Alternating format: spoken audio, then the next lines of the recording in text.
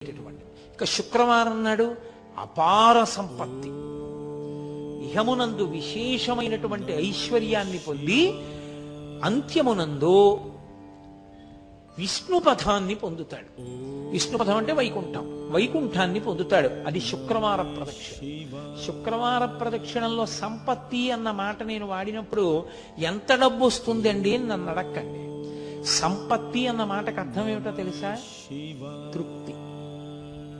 నాకున్న దాంతో నేను తృప్తిగా ఉండడమే ఐశ్వర్యం.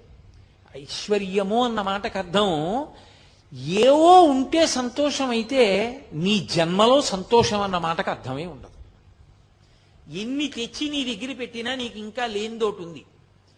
నీకు ఏది ఉందో దాన్ని చూసుకుని మురిసిపోవడం నీకు అలవాటైతే నిన్ను మించిన ఐశ్వర్యవంతుడు ప్రపంచంలో లేడు. కౌపీనవంత కలు భాగ్యవంత అంటారు శంకరాచార్యుల వారు. గోచీ పెట్టుకున్న వాడంత